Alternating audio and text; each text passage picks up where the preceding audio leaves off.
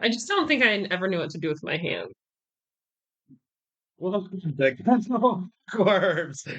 This is a bonus Bookworms episode with our favorite guest of all time. Haley is back for another round. Haley, say hi. Hello? Waving. They can't see me.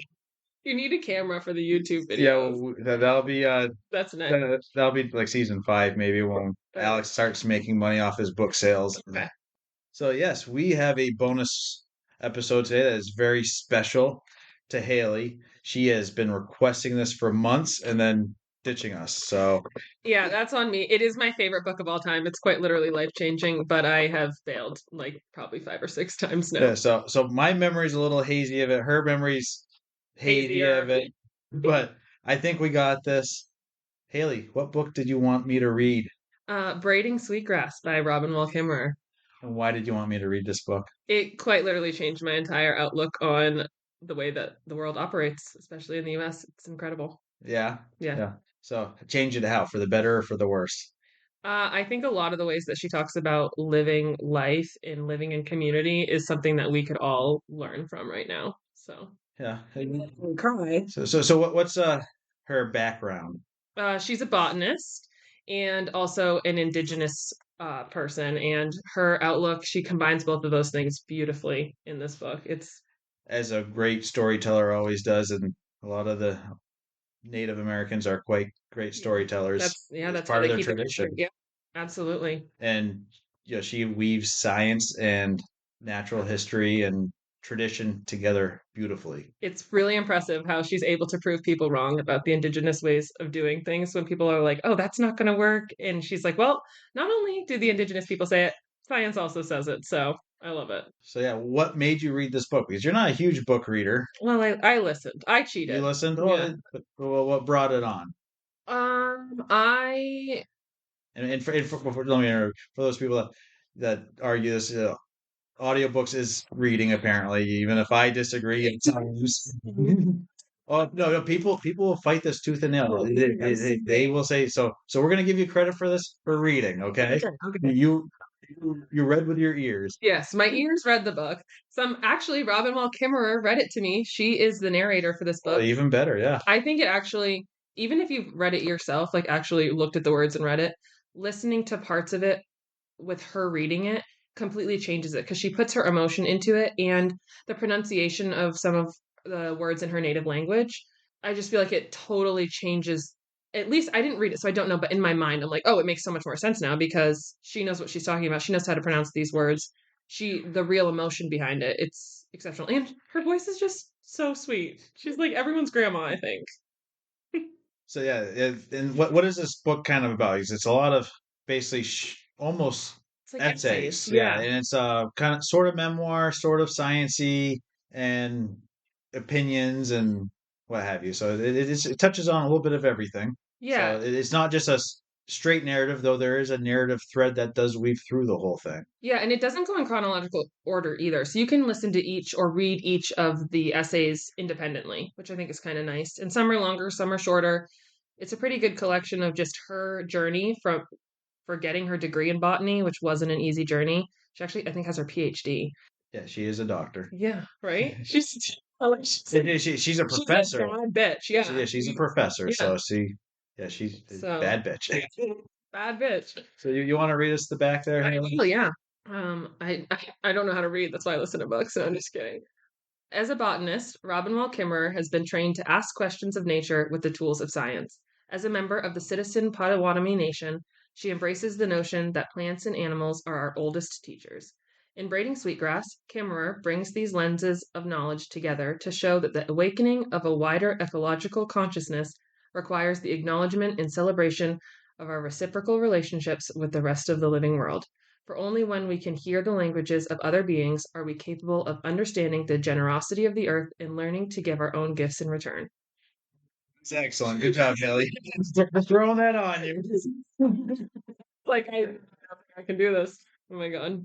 That's well said though, honestly. Yeah. Oh, it says she's just the whole way through. She's very articulate, very good. Yeah. So it's as you'll see, we're both going to gush over the book. This isn't something that I would normally read, but Haley said check it out, and Well, I read it probably adjacent to this for pop sciencey, earth science stuff, just to kind of see. Because my major in college was natural resources management, so Right. I have a good background in this, and so I enjoy when people put out their opinions for how to best manage nature and kind of chuckle at the where they get it right or wrong, True, true. and and love reading the comments where other people who don't have that background will say this is impossible or this is a terrible thing, and Right. it's like Yeah, everybody has their opinion, that's for sure. I feel like it's not, I don't even like nonfiction books, I guess is like the right word. I'm not a big fan of like sciencey books, but she does such a good job of telling it like it's a story and making it into a very interesting, engaging story that it doesn't feel like you're reading like an autobiography or like a history book. It's like, it's very engaging. yeah, this is not a science book, but it has science in it, and Yeah. you do learn. And again, while there's things that maybe I don't necessarily agree with, I don't think there's anything wrong in there, for sure. This is all that, like you said, people. She's very good Hmm. at having this is how this works, and she's not wrong. It just the way she wants to go about it. Maybe it's like I don't know if that works with our culture. Right. Her whole thesis is we should think more like the Native Americans. More reciprocal, more giving, more generosity. Yeah, Like that's and kind of the biggest takeaway, which we live in a very consumerist yeah, and I said it's just so there's incompatibilities at times, and she acknowledges that too, which is very good. oh yeah, 100%. I feel like that's like kind of there's like a whole chapter on it, I think, a whole essay on her talking about the way that we're currently living and how it's problematic and how it would be great to go the other way, but we just it's not like you can just jump into, oh, all of a sudden we have no money. We're just giving things to each other back and forth. Yeah, There's obviously got to be some sort of slow change over time. yeah. So this is a bunch of essays. The first story she starts off with a creation myth, which was pretty moving. And I'm gonna just read a quick quote here, unless if you want to continue reading. Yeah, okay. So I said this is one of the Native American creation stories, and in the way that she talks, it sounds like she's speaking for all Native Americans. Remember that there's many cultures on this continent that were Native American. They all have similar stories, but they're all different. She's talking from her personal experiences, and eventually, later in the book, she does bring it talk to other natives from the other side of the country who have slightly different stories. So Because her family, she got relocated to an area with a different in a different nation, like tribal nation. yes, She's yes. So originally from the Great Lakes, I believe, is where her indigenous roots are, and then she ended up over. well, if I believe, and I might be wrong Hmm. here, their documented story of white people, Hmm. us white people, Yeah, I know. Honestly, though, like it is the Great Lakes, like but Michigan, right? Michigan. But when she started digging deeper, she realized her tribe originally were in New York, Okay. and so that's where she ended up going back to, and where she lives or lived, Yeah, she's I think she's near and Syracuse or something yeah, like but I can't think of the name of the ultra tribe, but it was like the Mohawks and that. Yeah, they were the first tribes to form a voting, right? yeah, they're considered the first true First democratic, Nation or something. Yeah, yeah, First Nation. But yeah, it was like I think like 5 or 7 tribes came together like to unite collectively. Yeah. collectively to fight against the European invaders, Yes. Yeah. and I remember that. yeah, and her tribe was part of that, and I believe she was part, but then they got pushed out into the Michigan area, That would make and sense. then they got down to Oklahoma where Right, that's for where they got moved yeah they got with moved by the white to people was down to yeah once they Oklahoma. did the territories Yeah. and whatnot, and then her family eventually came back to this area. She left and came back, and Yeah. Yep. She went so down to Kentucky at one point. I think it's in there too. yeah. But anyway, so this is the creation story she gives us, or just one little excerpt of it. Same species, same Earth, different stories. Like creation stories everywhere, cosmologies are a source of identity and orientation to the world. They tell us who we are. We are inevitably shaped by them, no matter how distant they may be from our consciousness. One story leads to the generous embrace of the living world, the other to banishment.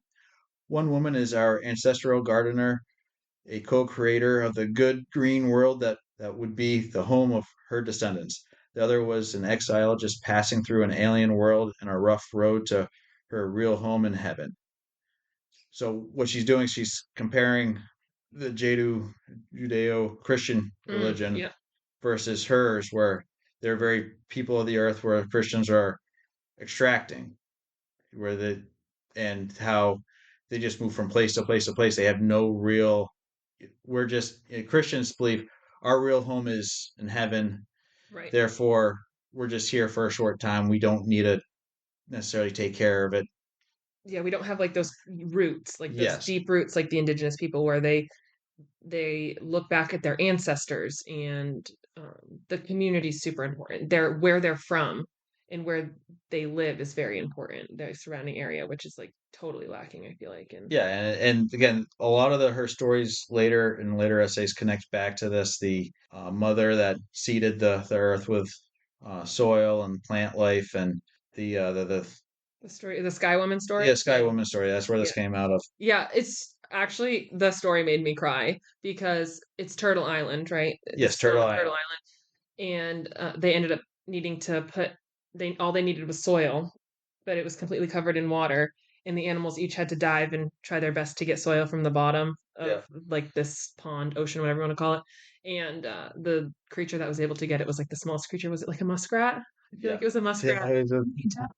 Yeah. It's like, oh, the story was so totally touched my heart. And but I love that it all starts with a woman too. I think that's kind of badass, and it makes sense, right? Like Well, I think a lot of original creation stories do start with yeah, women. I mean, you look at even old European religions all start with female right, creators. It wasn't until later that male creators came in, true, and it was basically like the Romans and the Greeks started bringing that in, and then Christianity and right. Jews brought that in, and that male creation story. But I said if you look back at the original, a lot of old Asian Hmm. and Indian stories, it's more women. That makes sense. And I think this isn't this creation story isn't shared by all of them, but there's a similar sort of creation story among many different tribes. Yeah, But they all have their own unique yes, individual as I creation said, yeah, story. they're all a little bit different. Some are very different depending on what region of the Americas you came from. Right. But again, this is northeastern to Midwest, general story. Yeah. My one of my favorite chapters in the book, I'm going to steal this, is the one where she is talking about reciprocity and like actually the gift, like giving your gift to the world. Do you remember? Oh my gosh, let's see if I can find it. Like gift economy, Yeah, gift economy. working on a gift economy, and how every single different creature brings a different gift. Like the maple tree brings sap, which makes maple syrup. The ash trees, like she goes to a tribe in, was it within New York, and they make ash baskets, Yeah, that it might have been or Kentucky, Pennsylvania. Pennsylvania. It wasn't New York. Yeah, she bounces around a lot. Sometimes it's a little hard to figure out where exactly in the country she is. Mm. Because I think part of what she's doing, she's trying to meld together all the different natives into one umbrella because they are kind of All indigenous all people. indigenous people, and they're just their stories are getting forgotten, and so they're trying to find one Right. cohesiveness to bring Yeah. them Yeah, together. she's trying to keep their stories alive, essentially. But she's talking about everything having a gift, and the only thing that you have to do in life is just give your gift freely and accept the gifts of others. And how the ash tree is for baskets, maple trees are for sugar, and they come at the perfect time, like right when there's no calories left, right? I mean, February, March is right when like food rations are running out, and deer's like Yeah, in Europe, it was actually often called the hunger time because yeah, basically winter was ending and the last of the potatoes or whatever winter foods that they held were going out, and they just didn't have food supplies until they could plant the early crops. right. It's literally like a last resort thing. And it's such a calorie dense food, I guess you want to call it maple syrup, but it and the gift that humans have is the gift of gratitude, which I thought was really incredible. How we have that's our unique gift is just to express gratitude. And the whole thing with the sweetgrass, the braiding sweetgrass, is that the person picks the grass, makes the braid to give to somebody to then burn and Right. show gratitude Yeah. to. So it is, giving, a circle of giving essentially. Yeah, that's like where the reciprocity, the idea behind reciprocity comes from, is that you are giving and receiving, and that is instead of giving money in exchange for things. It's not necessarily an exchange. It's like this open, Yeah, yeah, because she did bring that where oftentimes she'll, but not so much bemoan, but just kind of sadly talk about how with our economy, she'll see other people from her peoples at these fairs and whatnot selling stuff that would normally just be given right. away, and saying that it's lost all of its meaning because you've exchanged money, which is just this emotionless thing, and you haven't worked on it. You haven't been given to someone who you knew who worked on it, because it's an equal trade. It's not just given. Right. And everything is like so transactional in our lives now. We don't just do something.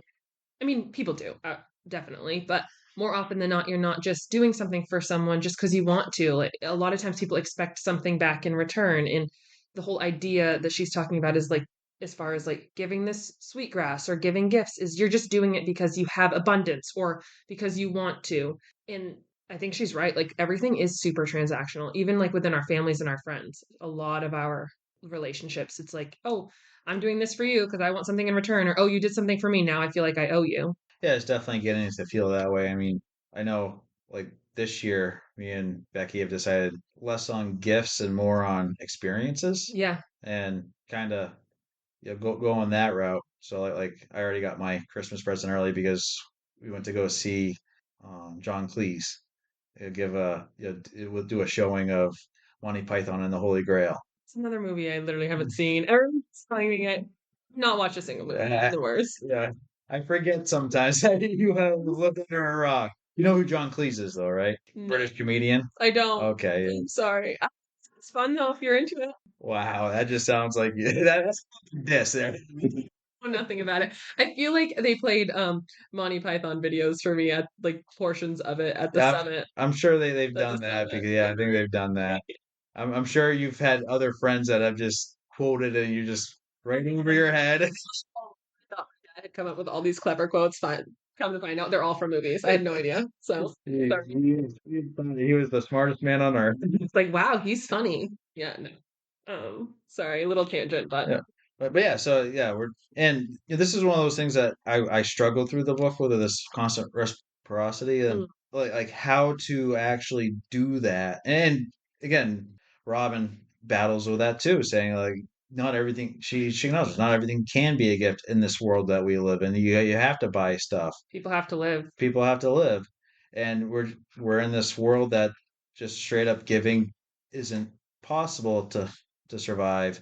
But where can you give more so that things have more meaning? Yeah, how do we get closer to that? I Yeah. think is we are like you have to pay your taxes, unfortunately, and those are you should.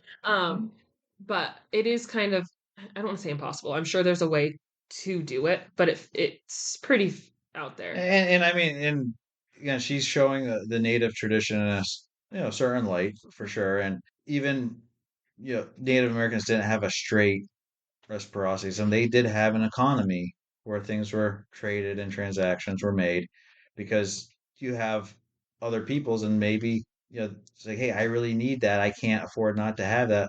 I will barter my I need that canoe. I'll barter this couple cords of firewood with you, Right. Yeah, totally. because you need you spent weeks and weeks building that canoe and putting it all together, and yeah, we just need that. So it's like it's not like there's no such thing as a true True giving economy. true gift economy. And but again, we just need to find a way to get off the just let's buy everything and nothing has meaning anymore. Right. Yeah, I think so. I had my best friend read this book because I made everybody I know read this book. Yeah, you made me read your book, Haley. I know. And we started just, at least between the two of us and with our friends, being very intentional about doing things for someone just because you thought of it or because you wanted to, and not expecting something in return, or not immediately feeling like you have to give something in return because somebody gave something to you. Like, for example, my best friend was sick last week. I made her some soup. I brought her some cough medicine. I did that because I wanted to. It's not because I want something from her. And I feel like in the past it might have been like, oh, I did all this stuff for her. It was really nice, but like, what's she gonna do for me? Or oh, I feel like I owe her something. I mean, I've always kind of leaned towards that with friends and family. The way I always frame it differently is, oh, I'll work out in a wash in the end. It's not worth keeping track of. And if it gets to the point where I feel like I'm having to keep track of it, it's because you clearly just don't care about me, and Right. therefore I should just kind of move away from that relationship. Yeah. Positive relationships, there should be a balance. Like if you're in a good relationship, there should be some amount of balance. Yeah, and it's I want to give you something because I care for you, and you want to give me something that because you care for me. It's gonna work out. Right. Yeah, we're not keeping score. Yeah. Yeah. But yeah, one of my favorite things in the book, part of the book, was the triple planting. Do you remember that with the planting the corn? Oh, Oh, yeah, three sisters. yeah. Yeah, that was a really good story. Yeah. And just and I was like, because I worked at as a kid, I worked at a farm stand, Oh, cool. and we grew pumpkins. Okay. And the worst thing in the world was going through weeding and doing all that stuff that you do with farming, on a you It's know commercial farm. We were it was a fun job because we worked for Yankee Siege, where we they had a 3-story, 4-story tall trebuchet, and they chucked pumpkins at a castle. easy. You thought you had a fun childhood. Actually, Uh, it was all worth it.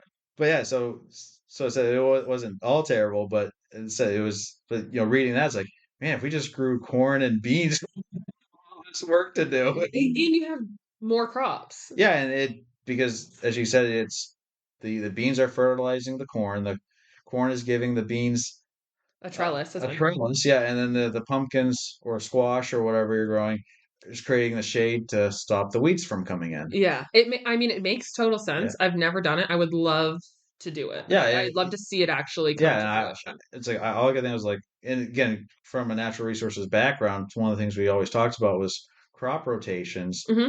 and growing up a farm, crop rotations, and it's you don't even have to rotate the crop. You got all, because it used to be you have 3 crops and then a fallow field. This one's like, no, you can grow all three at the same time, and you're getting a better production out of it. Yeah, because the beans are essentially fixing nitrogen, Yeah, ideally, yeah, and the and corn corn is is really nitrogen yeah, corn is heavy heavy, feeder. Yeah. and then I said, but because the beans grow so slow, the other weeds can overtake them. Right. That's why you need the squash that's low to the ground, and the squash, because the way the vines go out, they're not taking the majority of their water from the corn or the beans, That makes because sense. they're going out. Yeah. I think honestly, it's how forests work. Essentially, you have the low growing plants, right? Yep. You have the more like shrubs or, and then you have the trees, which would be like the corn. Well, so forests are a little different, but like she was saying with the sweetgrass and was it the cedar trees? Oh, I don't remember. Uh, I remember her sweetgrass experiment though. yeah, that which It was is badass yeah. because she was like, "Oh, you guys think you know? No." Well, what was great with that experiment was even she was surprised, because so we'll gear off to that right now. Yeah. So the experiment was because sweetgrass is disappearing all across its native territory, and the big thing was, do you leave it alone? Do you pick it? Do you rip it out? And the natives all said you have to do something with it. You can't just leave it. Where the conservationists say you can't touch anything, leave it alone, let nature do its thing. And so the two native camps were, you cut it off or you pinch it off at the base, or you just rip it out of the ground. And Robin had a grad student that said, let's Let's test that theory. test this theory. Planted 3 plots. The don't touch it was the control, and then your two other methods were, okay, let's see what happens. And of course, I'm getting frustrated because she keeps telling stories. I was like, just give me the end. He says it right at the end, and it's like, but leaving it alone, the sweetgrass dies off. It literally had the lowest return. It Yeah, wasn't didn't do anything yeah. with. The ones that did the best, the ones you rip out of the ground. Yeah. And when they started doing the scientific tests, it was like, oh yeah, you They need spread through rhizomes or yeah, something. the spread through rhizomes, and when it starts getting too crowded, it stops spreading and starts dying off. Makes sense. So But you don't think of it like yeah, but that. because Robin was in The cutting it camp, right? the cutting it camp, and she would get in arguments with other people that were just ripping it out. So you can't rip it out. But again, also the native tradition says you never pull the first one or the last one you see, and you only pull as little as you absolutely need. Yeah, you So, don't take more than you need. yeah, so it's that was for anything, collecting, gathering any sort of herb or fungus or whatever you needed, for medicines, for building kayaks or weaving baskets. You don't you take bare minimum, and you don't take the first, you don't take the last. Yeah. And so going with that tradition, and I know like trees, you can cut off 20% of the crown, the branches, and the tree will survive. Oh wow, I And did not know that. and That's and, and insane. thrive. So you take 20% of something out there. Well, now you're given more space for things to come back. Makes yeah, it makes it's and I think that it was close, right? Like the cutting and the ripping, they both did better than leaving it Yeah, they alone. both did better, but it was a scientifically significant difference even between the cutting and the pulling. Right. Yeah, and then they taught indigenous people some this information as well, correct? Of harvest proper Yes, harvesting. yes, yeah. So Yeah. they spread us. But yeah, uh but getting back to like the trees, there are certain kinds of trees, and I'd have to look up the exact species, but there's these two species of trees that are connected in the root system by a fungus. Okay. Well, And I always forget which two. One's a evergreen, one's a broadleaf. yeah, and if you remove one, the other doesn't thrive. Exactly. And people were like, And they've done tests on this where they measure the nutrients different times of the year and found that the fungus can control the nutrients and send some to the hardwoods in the winter when they're not don't have leaves to survive. And then when the broadleaves come out and they kind of block out the sun for the conifers, they will send nutrients to the evergreens to keep them going until winter. And they even act as the fungus acts as a quote unquote referee, where if one tree or one group of trees is trying to steal more nutrients than it needs, it will actually hurt those trees. Almost like it almost sounds sentient, but it's not. yeah, that's well, it kind of is, right? I mean, like it kind of is. That's Yeah, like yeah. It has that sentient feeling to it, where it's like, oh, it yeah, is aware enough. There's enough neurological, even though there's no neurons. totally crazy side story about how people have this theory that evolution happened because monkeys ate mushrooms. Yes, I've heard that from Joe Rogan. If you listen to Joe Rogan on his theories Evolution, on evolution and just the people eating like mushrooms, psilocybin in general. Talking about fungi, and I was like, "Oh my god, you're right. Fungi, it's living, it's real, it's breathing, it's thinking." But I was that. I don't think it was in this book though. Was it? it might have been in this book briefly. I've heard it a lot in other places. I Yeah, know about Communication network. yeah, it's communication. So we knew about it when I was in college 2 decades ago. Well, majority of people didn't know this though because I feel like people are still monocropping or Oh yeah, well yeah, it's a, we've known for centuries that you need a monocrops are bad, right. but they do it anyways. They don't care. It's like in college we learned herds. So you got cattle, Hmm. sheep, horses, goats, whatever. Well, apparently a lot of these different farm animals eat different kinds of grass, Yeah, and they and leave behind different types of nutrients, and so you're supposed to rotate them like too. pasture rotations. Yeah, pasture rotations. And what do? We just throw cows out there, nothing else. And then we buy all of our lamb, which is amazing because I love lamb. Okay. Uh, we buy all that from New Zealand when we could have a much healthier ecosystem with better production from cattle and sheep. Mm. Same with wool. All of our So, wool is yeah. sourced from Oh yeah. Australia and New Zealand. Yeah. And so we could do it all ourselves, have better production of our beef, but because the beef industry is, oh no, that's just going to hurt us because there's Get two. it? Yeah. Heard us.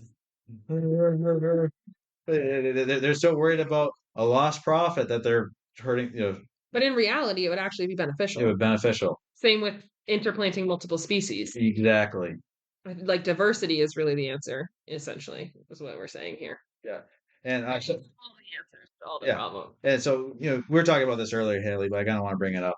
with the American elms and American chestnut. Yeah. So I recently we heard that dire wolves and woolly mammoths were coming back. It's not true dire wolves or woolly mammoths because they don't have the genetic information for it, nor do they were they pulling from the correct sources for elephants and wolves to have a true dire wolf or woolly mammoth. That said, and so they do this through CRISPR, which is a gene editing tool that has revolutionized for the last basically 2.5 decades now the ability to do what we do. So we see this a lot in crops like corn. Oh, Uh, this is like the genetically modified. Genetically modified. This is one of the things that they're using to create resistances to the weevils, or they're doing it experimentally on animals, obviously, to bring back extinct animals. Crazy.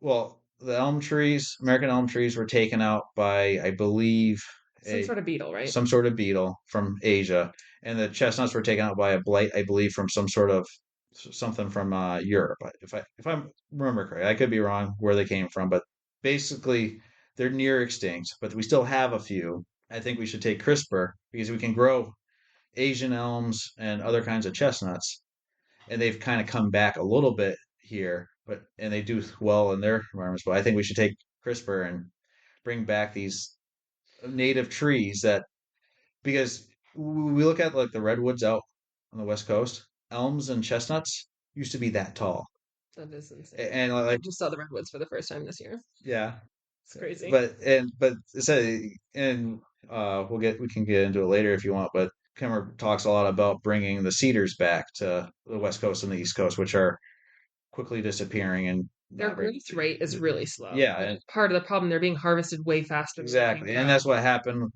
initially with a lot of these older trees. To get a 200-foot tree, it takes Right. hundreds of years. Well, And you would know probably New Hampshire was well, logged like in 90% of New Hampshire. New England, 90% of New England was logged in fields, and and these trees were the size of redwoods. These elms and chestnut, American chestnut seeds are like the size of your fist. So imagine like a 1 pound seed falling 150 feet out of a Yeah, tree. that is You have to walk around, it's dangerous, yeah. actually.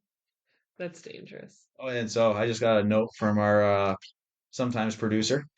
So and revival projects have worked, especially and we've had done it in New England, New Hampshire, Maine, Vermont, brought back wild turkeys. They were basically wiped out from these areas. Turkeys. Turkeys, yeah, and now we're thick with them. And it took 10 years for them to get established, and after that, we've been hunting them, and they've been upping the bag limit on them recently because we got so many. So I had it's been no one of the idea. most successful reintroductions. Like wolves get all the attention, the turkeys is probably the most successful introduction of I a think it's because people have a lot of beef about wolves. They're really angry about it. yeah. Turkeys are like, you know, they're not so bad. People get really mad about reintroduction of wolves. Yes, they get mad about every stupid thing. The trees, back to that, sorry. Yeah. Can't they not reproduce though? A true to self if they're genetically modified. So well, the whole genetically modified thing is always a sticky subject Mm. because technically every crop that we eat is genetically modified, whether we do it through a lab or just do it. Like hybrids, like breeding, selective Yeah, breeding. because you think we was back in the 1300s, we started genetically modifying a lot of our grains Mm, because we realized, hey, some grains produce better, so let's keep some of those around, make sure that those get reproduced at a higher rate, get rid of the ones that don't do anything for us. Is you look at what corn used to look like versus what it looks like now. right. Corn looked like what wheat looks like, only sadder. Just sad wheat.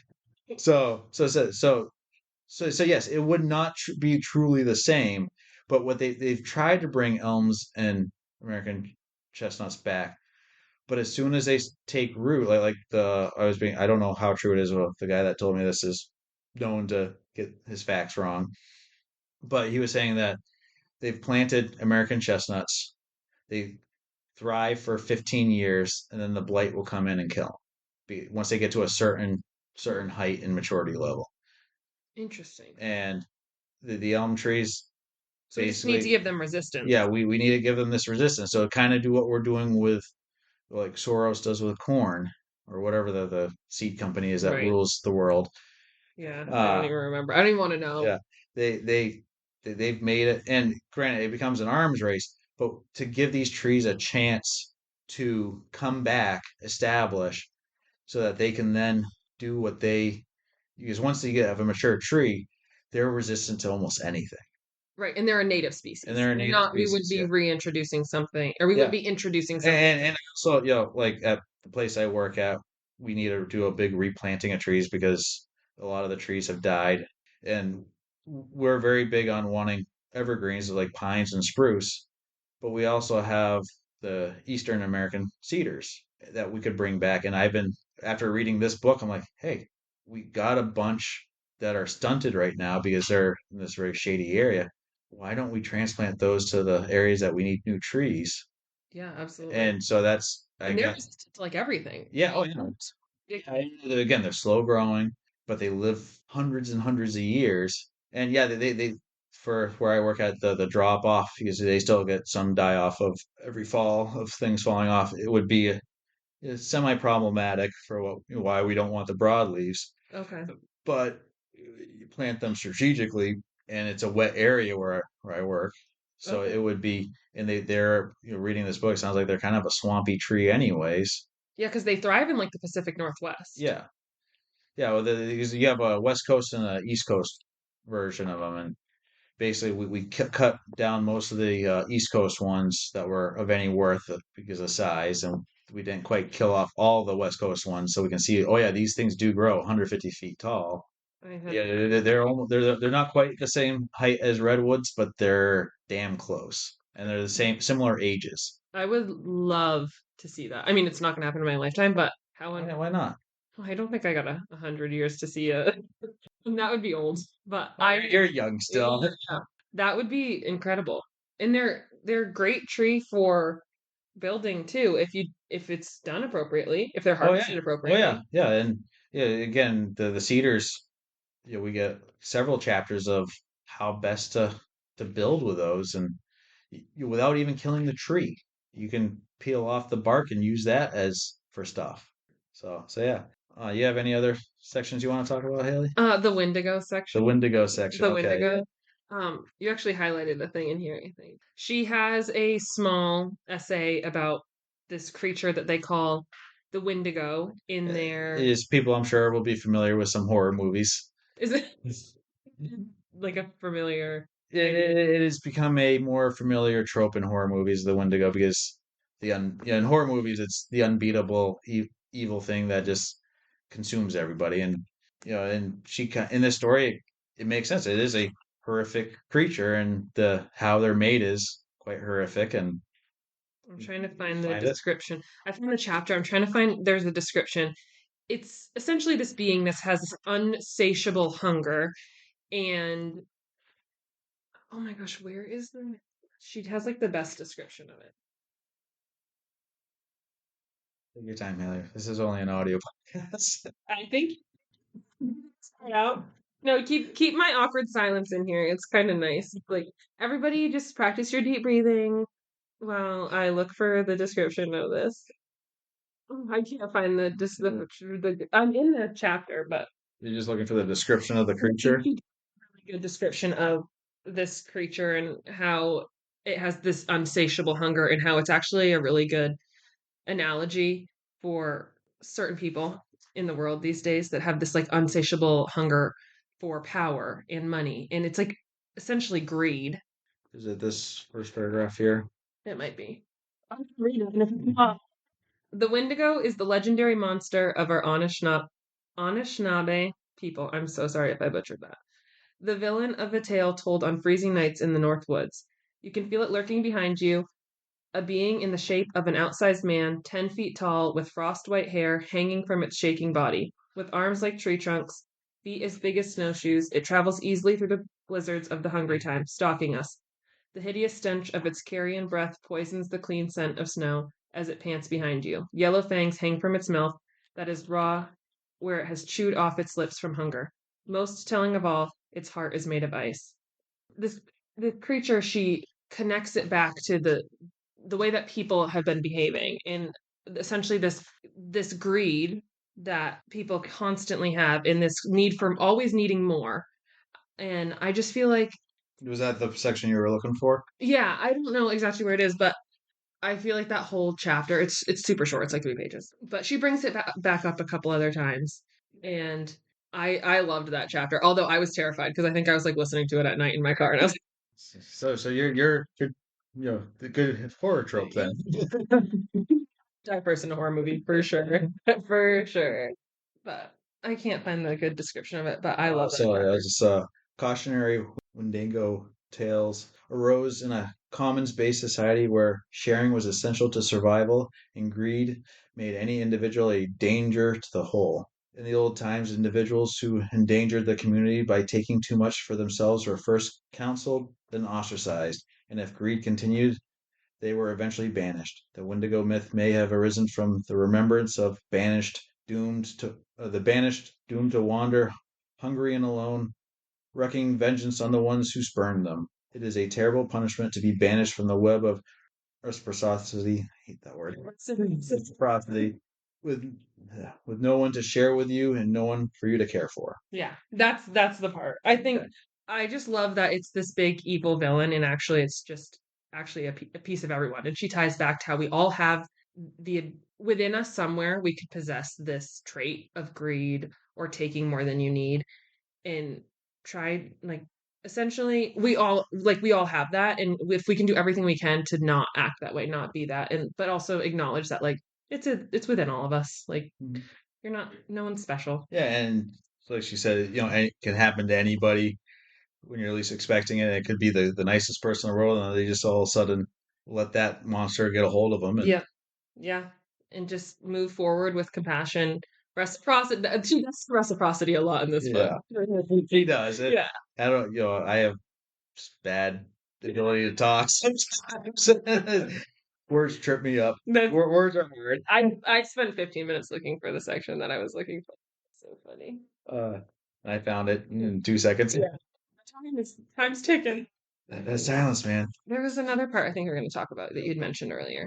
So one thing I it amused me, and kind of my evil part of the brain was the Kimmer's problem with trapping. Oh, right. She there at one point she's meeting with a trapper who's also indigenous. I think it might have been up in Canada, and he's a trapper, and this is one of those ones where he's not trapping for himself or for the tribe. He's trapping to sell to white people, and so it's a transaction, and she's struggling with the whole we're killing these creatures for their fur, but it's also allowing this guy to survive so that he can create better, because he also would then give back to nature and do the reciprocity thing. And but she's looking at, oh well, you're not using all the parts of the animals. Like, well, no, not every part, but there's other parts I can now use to I'm taking to bait more animals, and I'm doing my sacrifices, burning to Mm. to nature to for my gratitude and all that stuff. I just found that it was, and again, I went to college in Alaska, so in Alaska, trapping is critical for survival for a lot of Alaska natives, and and just anyone that lives up there that wants to live with the wilderness. You need the furs, and but trapping has gotten such a bad name. It is, base almost like a, the worst swear word Haley could ever come up with there. For most environmentalists and nature lovers, is trapping. And as someone who does trap for part of my job, and it's not a part I necessarily love, because the way we're forced to trap and whatnot, and I disagree with, and what we're allowed to do with what we trap, I disagree with, but it is something that we need to do for my job, because we're, just what we do, and again, just for survivability. And I guess like what I'm getting at is like he's selling the fur to make fur coats for rich American women. It's kind of the implication. And is that morally okay, or is it some, Or that greedy. or just greed? And it was fun seeing her, not fun, but interesting, I guess, to see her struggling through in her writing as she is. weighing the pros and cons on both sides. Yeah, because I wonder if it's more about the how, and not actually what he's doing, but the how and why. I think it was the. I don't think it was the how. I think it was The why, the maybe. why. I think that's where she was struggling because I think if he was saying he's like, yeah, I take the furs and then I sew myself my winter clothes, my winter boots. Is like I think she would say, okay, yes, that Because works you're in not that sense. taking more than you need in that sense. But Exactly. since But the so he does need money, right? We all need money to live. yeah, and it's not like he is making bank, living the life of a multimillionaire. He Right, is then able to take that money to reinvest it into creating better habitat for the animals he's trapping. right. And he that's what he is doing, and he's putting it back into his native community, and so that other people can create, even more uh natural wealth of nature. So it's one of those, again, the lesser evil maybe. And it's not like he's industrial trapping. It is, He's not doing anything inherently yeah, wrong. and he won't trap animals that are endangered. And it, is, again, the whole idea of trapping people has become so hard. It's people just say, "Oh, you put a trap out," like the Fox and the Hound. You ever watch that movie I as a did kid? as a kid, but I Yeah, think I was actually scarred. yeah. Well, it's a painful movie. I Okay. don't blame you. It was, I feel but, like but one of the dog's names is the dog Copper. yes, Oh, something like I that. think so. Oh, Yeah, yep. I think I have watched that. yeah, and yeah, the flashbacks. But they put the spiked leg traps, and it's just, oh, anything could walk through, and these poor animals, and it's not how trapping actually works. Those traps are typically illegal in most places now. Like a leg trap. Like leg traps, like, Yeah. they're still, or leg traps that damage the leg without killing.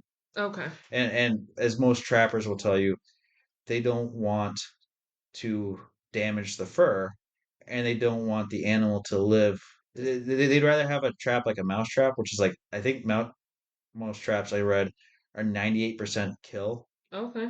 So versus wound. So there's still misses, but if it's gonna hit the mouse, 98% chance that it will kill it on the snap, and Right. that's what trappers want. Because, see, I knew a trapper in Alaska, and he says, like, yeah, we catch a coyote in the wrong kind of trap, they'll chew their leg off, Yeah, and no one wants that. and they've ruined the pellet. It's not worth hardly anything anymore. And he's like, well, I don't want that to happen because that's money out of my pocket. I don't want to kill the animal for no reason. I don't want, a fur that's worthless. So it's like, Right. so they'd rather have, so there are, it's a lot of methods to trapping that people just don't understand. And is that you could see that Kimmer was starting, she, never part of her world before, and she just heard the hype of the anti-trapping communities. And yeah, a lot of trapping that was done back in the day, back in the early 20th century, 19th century, where they were wiping out whole areas of every animal. That is bad. And I Right. think That's what people think of. yeah, that's what people think of, and that's what modern trappers are trying to say. No, change that image now. Say, no, no, no. We want more mink and stouts and Right. stoats, or whatever, coyotes, because we want our children to be able to do this. We don't want these to disappear. Yeah, it's like the same thing as like farmers, I think, a similar idea where people think that these cattle farmers, these monocroppers, that they don't care about the land, but that they rely on that. Of course they care about it. They're just doing the best that they can. Yeah, and I think even the foresters, people see, the loggers. Well, you're just gonna strip the place bare. It's like, well, no, a lot of them, especially the responsible ones, have gone to college, realized, hey, just clear cutting an area is terrible. If we're gonna clear cut it, we're gonna replant trees there. Right. And again, it's like, yeah, it's gonna take 20, 30, 40 years for those trees to come back. But when they come back, now my kids have a place to have a job and appreciate nature. Yeah, And security. yeah, and on top of it, there's also now a lot of ways to log where you're creating better habitat. Mm. So one of my dad's friends, childhood friends he grew up with, he was a forester. He had a 150 acre piece of property, family property, and when his parents passed away, he inherited the property, and first thing he does is log it. And what he did though was he created edge pieces. So basically, he would log a 20 acre piece, have a 20 foot border of trees around it, log a 10-acre piece, have a 20-foot border of trees around it, and create these different size patchworks all throughout the wooded property, and then just let everything come back naturally because you got all these seed trees essentially, and most animals live in the edge forest, so they're coming out is a lot of their food is in the clear cut areas a year or two after you've clear cut, Right. but where they want to bed down and hide, they want it extra dense. But if you get deep in the forest, as you know, Mhm. it opens up where trees are 50, Because 100 there's feet. no There's the not small enough light trees for the that come. smaller stuff. Yeah. So it's like yeah, old growth is kind of a myth now. Because most of the trees, especially on the East Coast, were gone, like we were talking about, and there might be one or two trees that survived. Yeah, there's like a very small number. And while there is use for those, having a whole forest of just old growth is not good for the wildlife. If you want higher wildlife, you need this high edge space. Interesting. So a lot of loggers now will create more edge space and just leave big swaths of trees around. And so again, it's they're getting better production, faster regrowth doing that By leaving those other by trees. leaving those Yeah. other trees. And again, a lot of foresters are college students now recognize that and say, hey, if I leave these trees here, I don't have to go back and replant this. I don't have to spend money to replant this. It will naturally come back itself, come back stronger. It'll be good for other habitat, for other wildlife. Other people can now use it. People can, who just want to watch the wildlife, or people that want to hunt, or people that want to do something else with that land short term, where you're not developing it, and then eventually it'll come back, and instead of having to wait 40 years, maybe it's 30 years to regenerate. Yeah. I also I love that. I think in the book Kimmer is able to see things she might not have agreed with and look at the other point of view. Kind of like what we're talking about She's now. very good at that. Yeah. She's willing to say like, okay, I wouldn't have agreed with this in the beginning, but let me hear you out. Like for instance, this trapper. I don't remember that chapter specifically, but I'm assuming that she came to a conclusion where she kind of understood where he was coming from. She does a pretty good job of, even when she doesn't necessarily agree, she can understand where somebody's coming from, I think. Oh yeah, for sure. Yeah, she's definitely very good. Is there any other chapters you want to talk about? I don't really. I can't think of anything. Oh, I loved the witch Hazel chapter where she Yeah. has this adorable little neighbor when she lived in Kentucky, and the other woman was like a true Southern woman who had started really using plants as medicine, and they created this really incredible bond and friendship. And all this one woman wanted, her name was Hazel, was Christmas at her house, but she no longer lived at home, and Kimmer was able to create this experience for her. And it was really beautiful. And that chapter was actually told by the by Robin's daughter, which I think was really, really neat. It's a short chapter, kind of off topic, but it was a really cute chapter. And her one about motherhood was incredible. Yeah, I kind of remember that one. Yeah. Yeah, I thought I'm not a mother, but I can imagine being a mother. That chapter made me cry. So the way she talks about motherhood and the the role of motherhood and watching your children grow and also connecting it back to nature and Well, remember was she was also mothering the pond yeah, yeah, and and rehabilitating the pond to be something that our kids could swim in, but also instead of being just a dead pond for people to swim in, also have a vibrant ecological life right. growing there. For other creatures to have their children live there. I think she realized that while she was pulling weeds out Yeah, that there were yeah. like frogs and she's like, And who am I? yeah, weighing the pros and cons of taking out this one plant, killing this plant and whatever creatures needed that plant to bring in another plant to bring in this other creature that might, and what is more important, and having to make that decision for Mother Nature. Right. This constant balance of Yeah, like how do you, yeah. and still making it so people would want to, the children or neighbors or her would want to go swimming in it. Because anybody that's been in a pond that's like just filled with weeds, like that's Oh not yeah, a fun it's nasty. experience. Yeah. Yeah. I was reading this chapter like you wouldn't catch me in that pond. So I get why she's trying to pull everything out, but also like I think she has a pretty good point is who am I to take the habitat away for these other creatures to live their life. Yeah.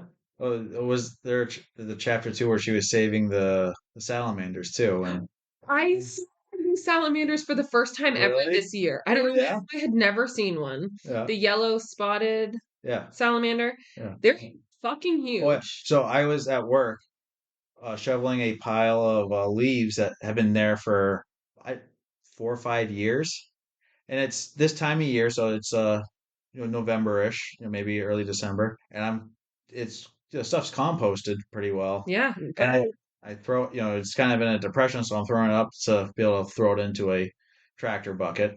Eventually, I go and I lift up, and there's this giant, like foot long, stuff. It was, I might have screamed like a girl.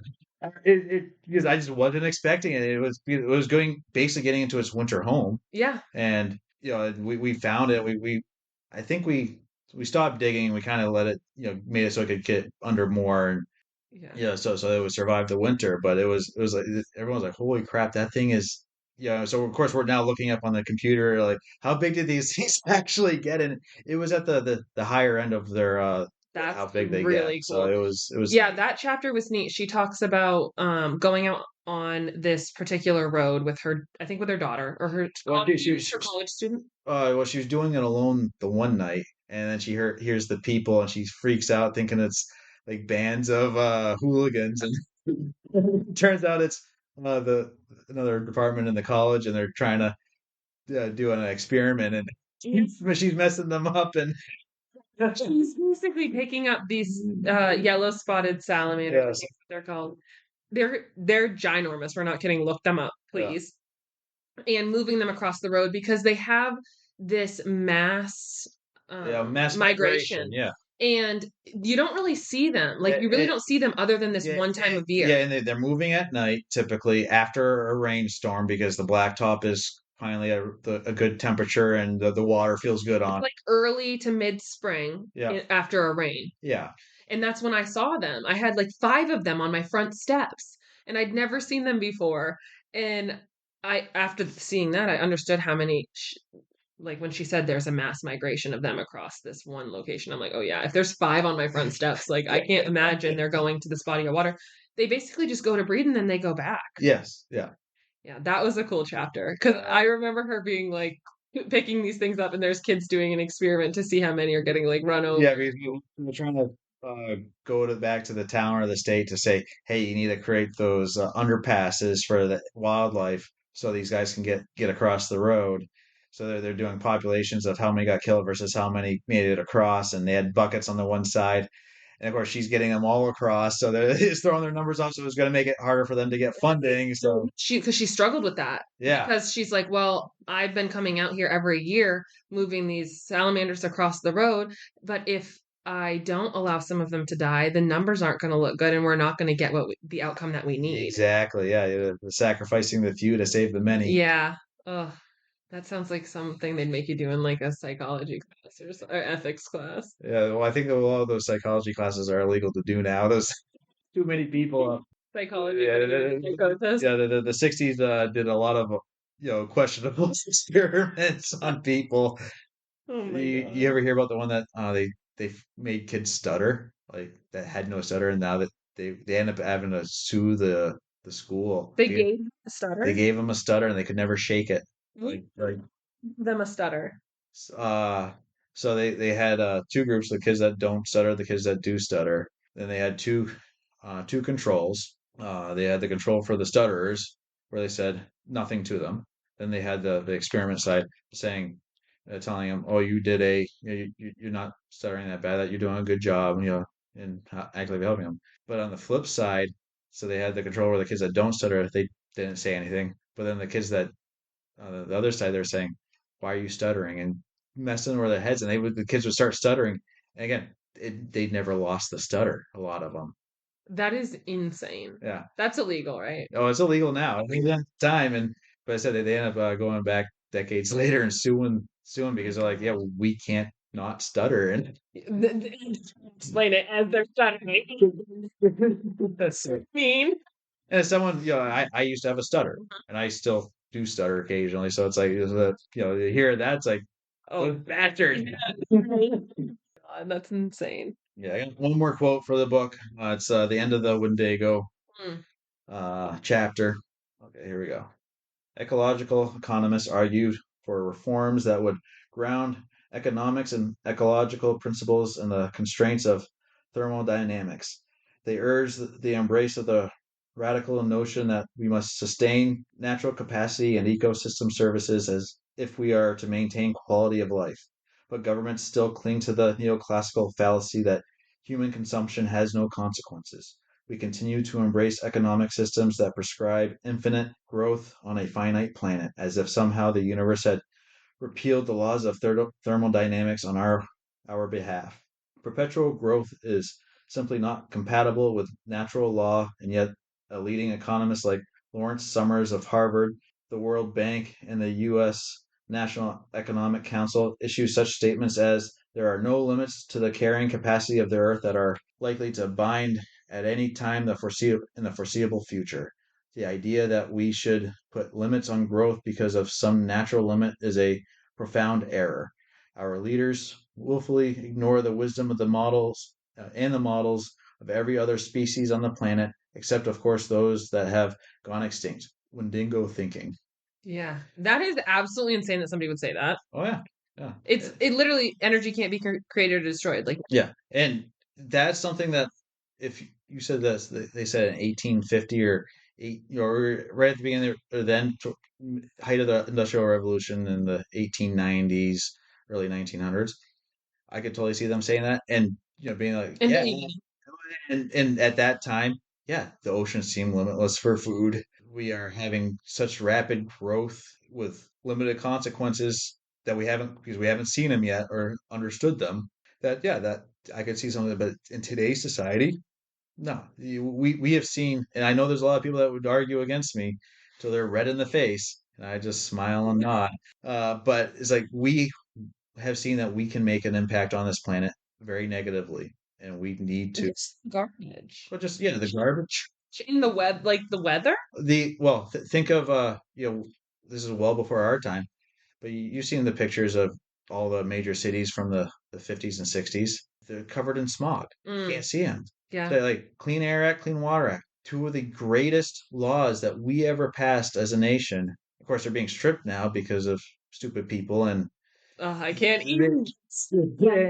but it's one of those. Yeah, and again, in college, the fallacy of success, thinking that we're going to solve the problem. Well, when the problem disappears, people stop realizing there was ever a problem. So why aren't we doing it? Well, they refuse to acknowledge it. Yeah.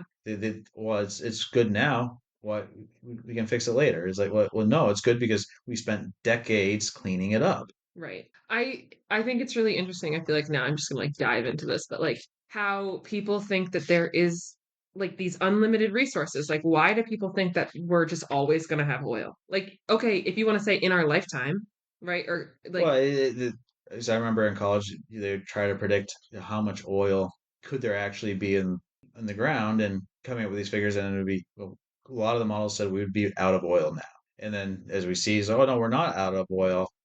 Screw right. you. It's like, and I remember I had an economies class for that would said, okay, we can figure out how much oil, how much space in the ground there is, and if that is 100% oil versus and put it down. We can actually solve this saying, okay, if there's 6 inches underneath the earth, down through the crust is all Oh, oil. yeah. We can say how much oil that is. If it's And how long that would last. yeah, Yeah. how long it lasts us, and then go down from there. And it's like yeah, we probably have if you're willing to extract it all at whatever cost, probably 200 years worth of oil at current consumption of But it just keeps increasing our consumption. it hasn't and it hasn't. So it's some countries it's increasing, like Mm. China. Us, it's actually going down, if not stabilizing, if not going down. Okay, that makes sense. And places like China, it's going up a lot slower than it did, say, for us in America, because they're realizing, hey, this is a limited resource. Right. We are, and they're burning more than we are. And we don't want to find out when there's none left Yeah, of and any of our resources. but China's saying, hey, we can make really cheap alternatives for energy, so they're taking that route to slow down their rate of growth or rate of consumption of oil.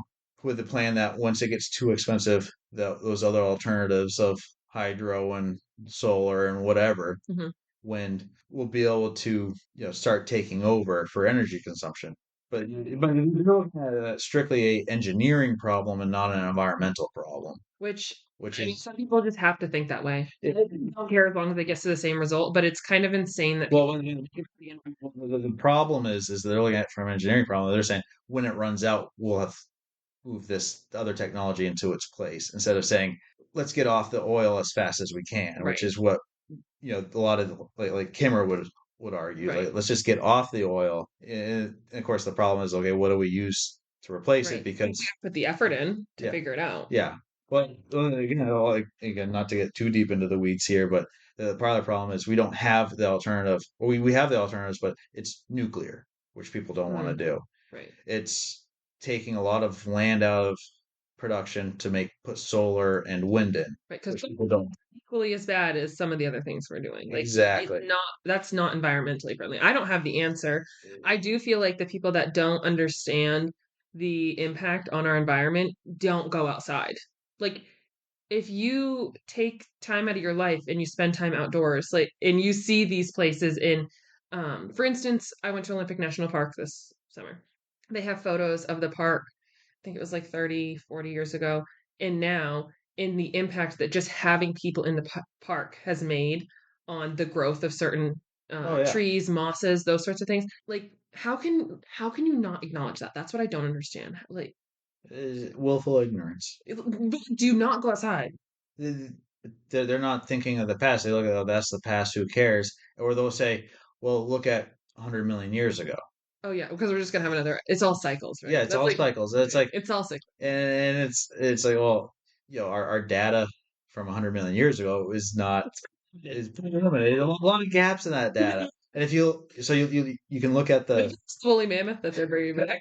the again, being in college, I remember seeing the graphs of the temperatures or the CO2 levels or whatever, and they'll have going back the 3 billion years, and it's these giant spikes. But you have to remember you're going across millions of years, and then they'll have that little break in the graph, and they'll show okay, this is the last 100,000 years, and it's you see this lesser degree of change. Then you get to the 10,000 years that civilization's been around, and it's a flat line. But it's a smaller amount of time. Well, it's this tiny little bit of Yeah. time, but you say it's part of that 100,000 year cycle where it is bouncing. But again, 100,000 years we have limited data. 10,000 years we have really good data, though still limited compared to say the last 10 10, years yeah, or a or thousand. 1,000 years or 2,000 years really. Yeah, We have a lot of good data, and so it's basically what they're saying is that yeah, this stable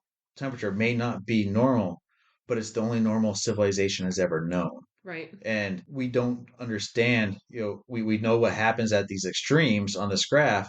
We don't know really, if it's 10,000 years, 100,000 years, a million years, that it stayed stable at that level before it drop and fall. We don't know how fast these drops and falls happen because we get, a million years in an ice core that's literally quarter of an inch thick of worth of data. And again, has that ice been here for, had zero melting for Right. the 30 You're million? still guesses. Yeah, you educated the guesses, Yeah. but so our science is good enough we can say, yeah, this makes sense, but you're compressing that time so much. Right. That makes sense.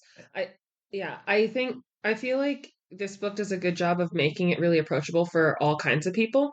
Like you don't have like your belief system doesn't necessarily I think maybe it does, and maybe I'm biased, but I feel like it's pretty middle of the road in a lot of ways. Like she's willing to kind of go, I think it is pushing more towards the naturalist side sure, of things, and that most people would have problems with what she's saying because it's going to disrupt their it's not lives. convenient. It's not convenient.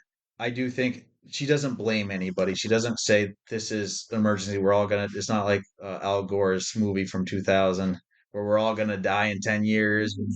Fear Yeah, mongering. not fear mongering. It's just saying, hey, this is a different way.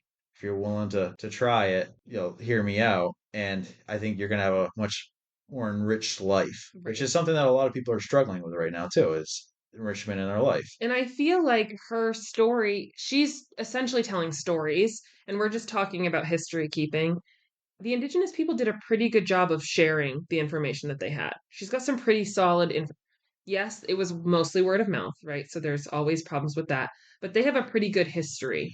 Well, they also have thousands of years worth of working the land and passing that down. And the it's hard for modern people to understand how well information gets passed down generation to generation without written word in books. Because we've had books long enough that we don't understand how we do it. There are people, groups of people that are still illiterate that are able to pass down things in ancient Ireland, the whole thing of a bard, and they were passing down generations worth of myths, and family histories from bard to bard. And people are like, well, how did they not change the story? Well, it's because they had rhyming schemes. That's why we have poetry, Mhm. because you have a rhyming scheme that is, say, iambic pentameter. You have so many syllables you're allowed to use, and it has to rhyme in this scheme. You can't just throw random words in and out. Oh, that totally makes So it sense. makes it very easy to memorize. Yeah. And if you look at a lot of traditional ancient civilizations, that's how they talked. Right. And who's to say you can't change writing? Yeah. Also, Well, that, but I said it was actually a very effective way for right. humans to pass on knowledge. Right. But I think that that's just as legit as, if not more than writing, because who's to say somebody didn't change what was written? Like, I don't know. And I mean, I'm not going to argue with you on this, but I think total information wise, writing is going to pass on more Sure. information. Yeah, but you could easily have false information Yeah. put it into a poem. Right? Well, we do have fantastic, fantasy poetry out there. So, but I think we discount them for not having written it down when they didn't need to, and they've continued to pass it down. And yeah, they didn't have the scientific method, but as Robin has shown, when put to the scientific method tests, their observations 9 times out of 10 were the correct scientifically also. Because they're doing science. They're just not calling it that.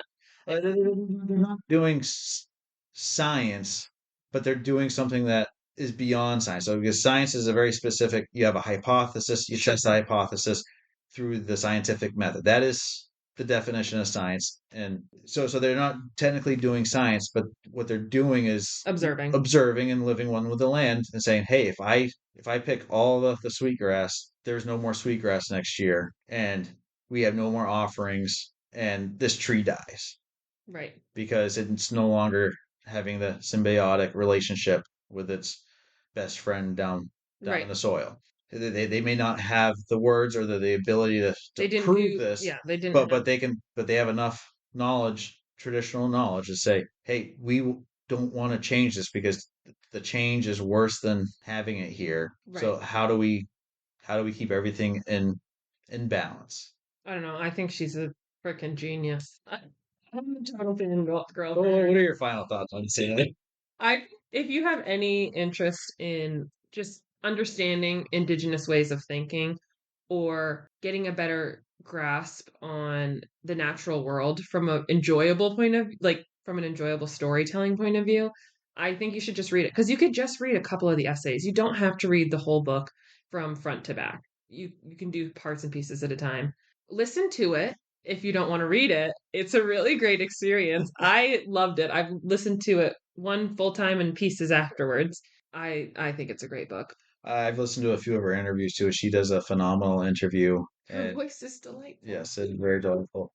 So I got a few questions there. We've touched on most of these here, Haley. But Okay. is there a plant like the fragrant wingashka that is special to you, and why? So it's like is there a plant that's special to you? Is there a plant that's special? I don't know.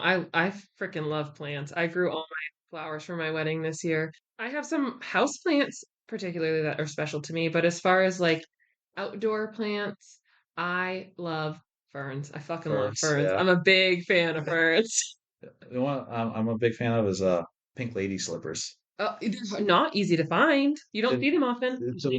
So where I grew up, we had them in the edge of the yard on the hillside. Oh, So they every year they bloom like crazy. that's And then where amazing. I work right now for my day job, they're all over the place. Really? Yeah, we got like three spots that they come up and They're kind of endangered, right? very Yeah. endangered. They're And, beautiful though. you can't transplant them. That will kill them. Oh, they have super sensitive They're roots then. super sensitive Okay. and they're very particular on where they can grow. Yeah, it's like a wet environment, A right? wet environment, yeah. Yeah. They grow with the ferns. Yeah, and they stink to high heaven, so they're not a they're Right. not something that you go You, to fly. actually, it's illegal, so don't do that. Let's see what else we got here. He came prepared with lots of notes. This is impressive. Yeah, I do this for every book club. Alex makes fun of me, and Becky makes a lot of fun of me. Hope that I can come up with something to say. That's my go-to. What responsibility do we have in restoring a habitat? So, or you personally, like what is your what do you do, Haley, to to lessen the impacts of your time Well, on this earth? I'm crazy to start. So, composting is really easy. Decreasing your waste is really not that hard. And also, well, most people don't have to go to the dump anymore. It's just small town shit. It's from the other episode I was on. We still have to go to the dump. So, nobody wants to go to the fucking dump. Honestly, I have started when I love gardening, trying to do so in a way that mimics like biomimicry, that mimics nature. I don't use synthetic fertilizers. I don't even I don't till. I'm a no-till girly. Pretty much anything that disrupts the natural way as much as possible. But it's easier said than done. I didn't even know like house cats are fucking bad. Oh, they're terrible. They're the worst. Well, actually just failing, but I Oh, you have like five cats now? but they do kill things. Throw them in the dump, I know. or compost them. I mean, Buy trash bags all year last year. I used pellet bags. wow. So the at my work we have feed bags and the old feed bags were paper bag but with a plastic liner. Mm. One of the guys, old timers, used to use those for his trash bags. Oh, hell yeah. We were emptying out a dozen a day anyways, and he's like, "Yeah, I'll take two home with me, and then I'll bring them back here to throw them away." Yeah. And this one's trash. Yeah. That's awesome. I We can't do it with the bags they use now. They're just straight plastic, and it's terrible. yeah, We were so pissed when they switched over. wasteful. Yeah, Yeah.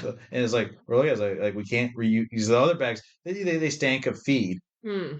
but for something like trash, you could Sure. they were solid enough you could use them, and it was very limited plastic, and then the other was paper, so it was Yeah, you didn't feel so. Yeah, yeah that's crazy. But I think the biggest thing we can do, honestly, is have these conversations, right? Like talking to each other, building community, and just doing what you can and not losing hope. That's when, as soon as people are like, oh, well, that's just not possible. So why would I do that? Well, you're the fucking problem. yeah. Uh, What do you do? well, as my job is pretty much dealing with this sort of stuff. Yeah, I went to college for natural resources management. I've basically grown up in the woods doing, all that stuff.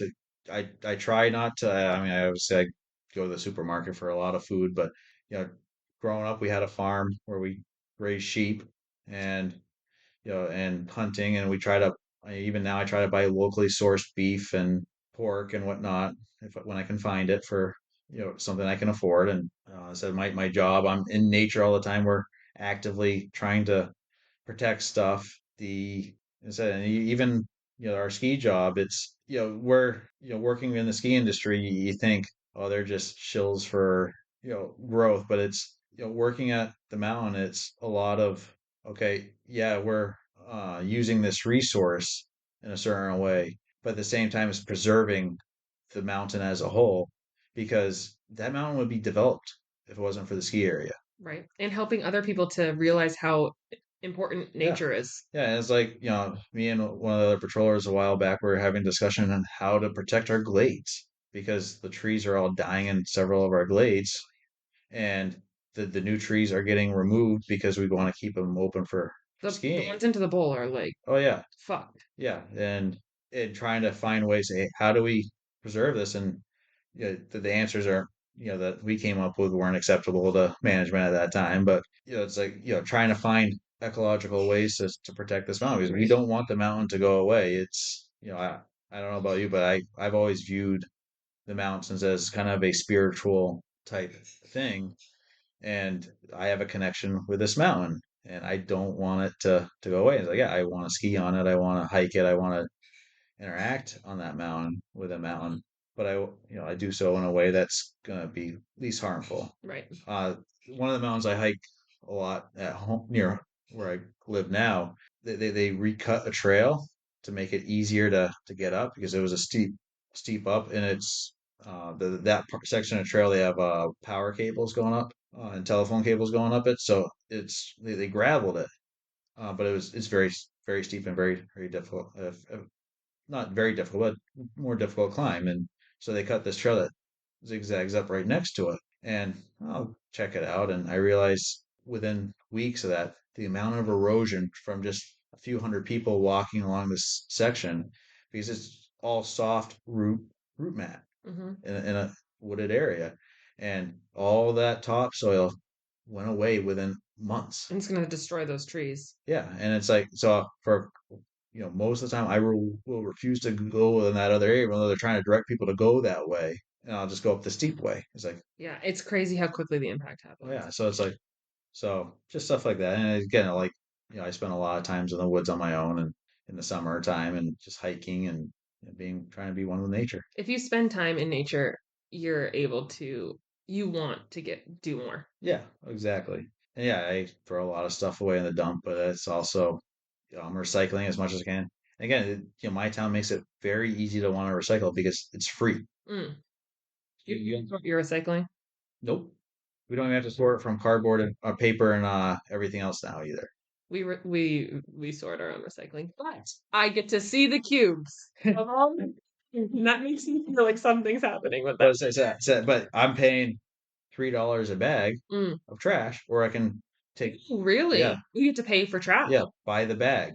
I mean, I think it's like a dollar something for the small bags and almost $3 for the big bags. I think that's kind of a great thing, And honestly. yeah, and it's like, hey, I can recycle for free, and then that takes out a huge chunk of my garbage. Yeah, that's insane. So That's cool. Food waste is also it's easy to if you live somewhere where you can compost, it's easy to put yeah, it yeah. outside and If compost we could compost, we would compost. because it just saves you on Oh trash. yeah, Your trash doesn't smell if you don't put yeah. fucking food in it. Well, we also have one of those food things in the sink that we can Garbage disposal. garbage. Yeah, yeah. That helps a lot. After reading this book, what did you incorporate into your life for the honorable harvest? Well, I try really hard to ask the plant before I take from it. So I'm like that. It's And okay. We'll only judge you slightly. I know. So it's ridiculous. I also try really hard to just be mindful of what I actually need. I think in the past I'd like go out and it's like, oh, it's really fun to just like pick all these apples, right? Or like go out picking with my friend. But like, am I going to use all these things? What am I gonna do with them? If I'm going to take all of them, how am I going to use all the parts that I can? I don't personally hunt anymore. I used to hunt as a kid. I don't feel like it's my job to end a life. I have no problem with hunting. My husband hunts. It's how we feed ourselves.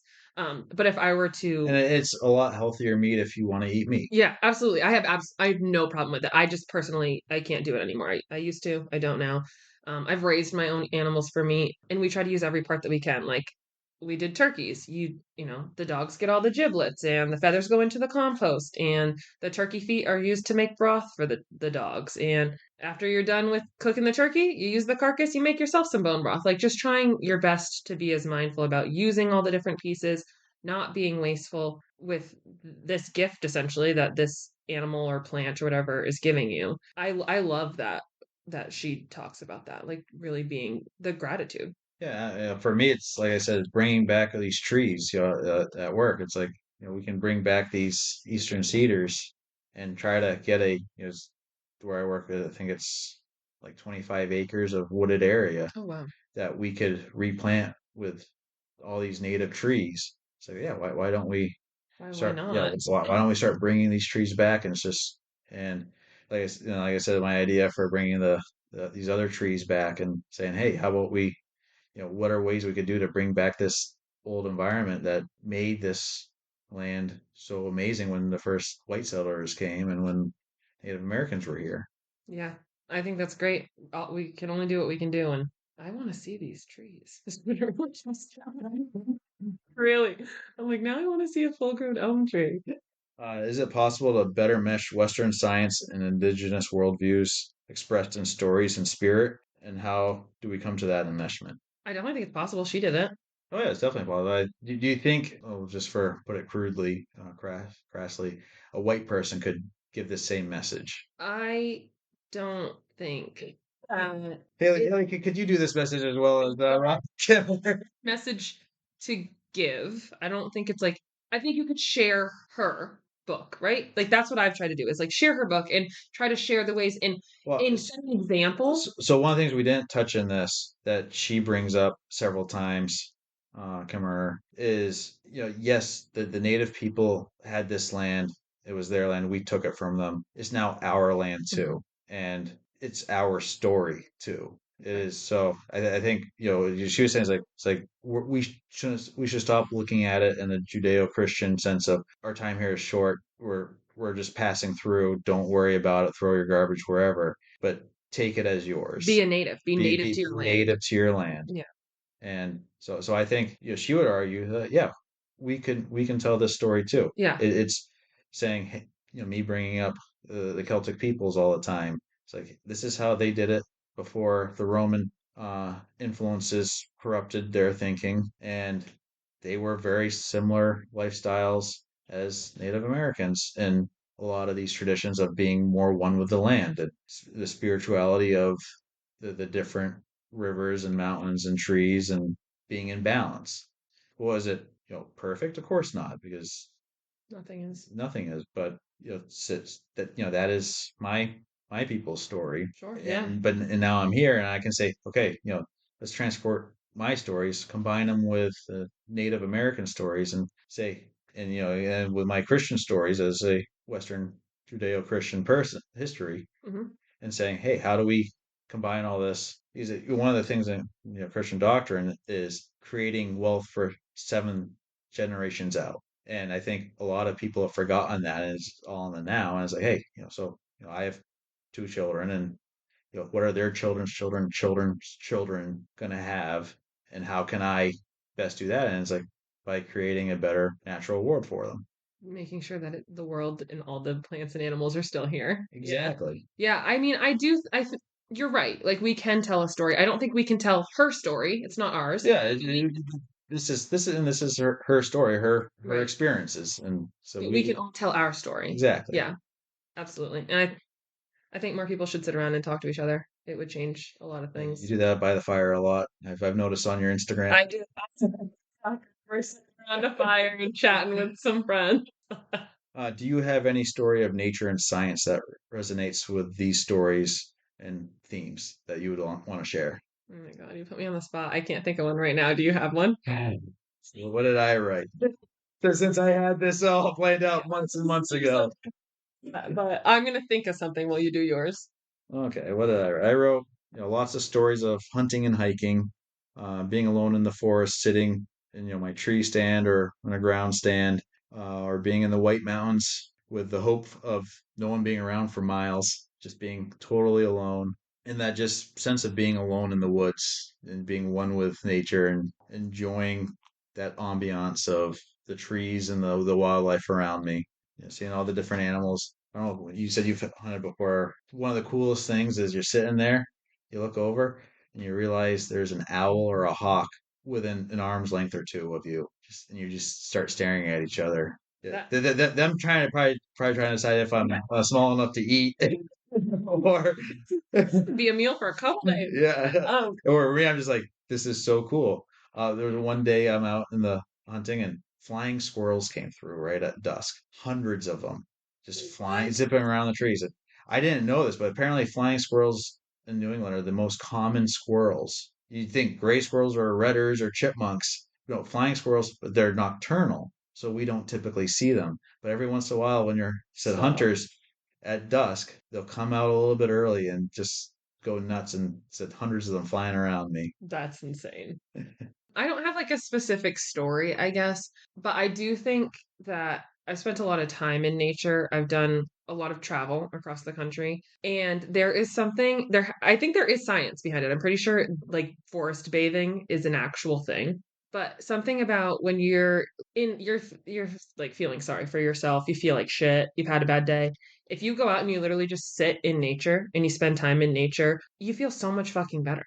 Like there's no way around it. Like if you just go, I'm sure after you've been out hunting at night, you're like, oh, life is blissful, right? Like you're like Yeah, life yeah. is If I'm feeling down, I sit out in the woods and sit in that tree stand. I was like, I don't even care if I don't see a deer. you don't do anything. Yeah, That's it's I'm just saying, I was like, you know what? I hope a deer doesn't come because I just want to sit here and just I want to keep enjoying meditate. this. Yeah. Because it's not even a conscious, at least for me, it's not like I'm consciously thinking about like, oh wow, the trees are so beautiful.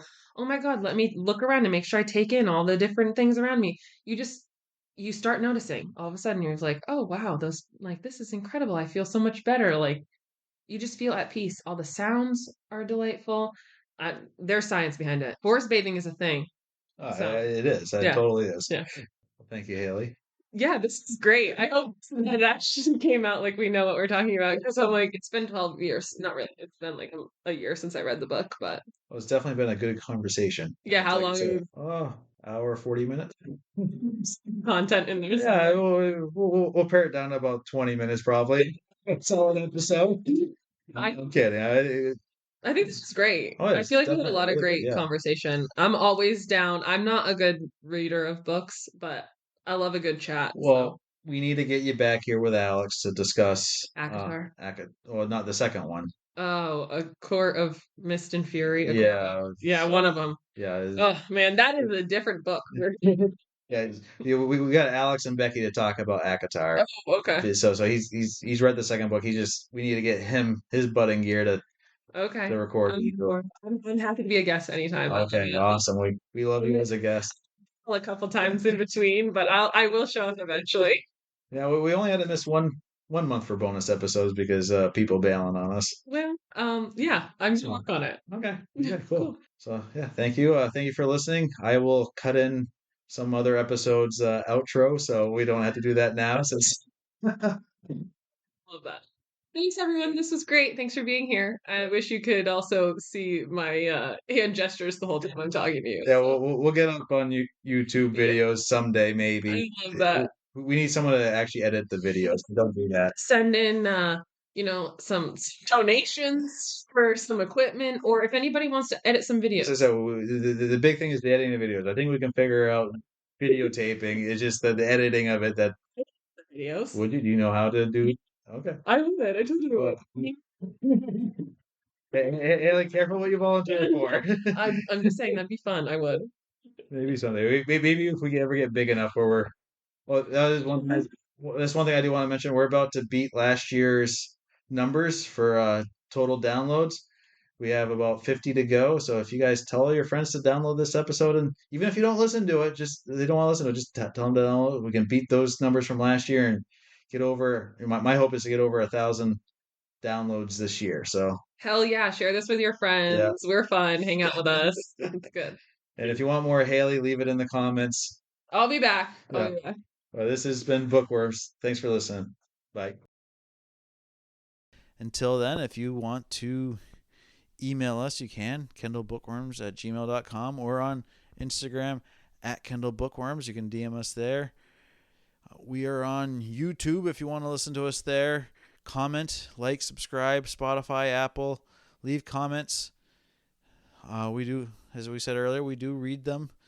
Eventually, sometimes I'm a little slow to looking at that stuff, but if you make a comment, maybe we'll mention you on a future show. We have, what else do we got? I have a Medium where I write book reviews of books that we are not covering on this. As we've said in previous episodes, though, if any of these book reviews get over 100 reads, Alex will have to read that book and we will discuss it. Yeah, so find the shortest books and read them. Alex does have some books for sale. Alex? Yeah, we got Paul Plimpton vs. Ragnarok and The Destroyer. We'll have a link for those on below for Amazon. See, what else do we got going for us? Anything, Alex? See, I've touched the Instagram. I think we've got it. Yeah. Like, subscribe. We're on all the major podcast apps, so there's no excuse not to listen to us. Alex, get us out of here. Tune in next time for Hyperion. I'm Alex. And I'm Joe. And this has been Bookworms. Out.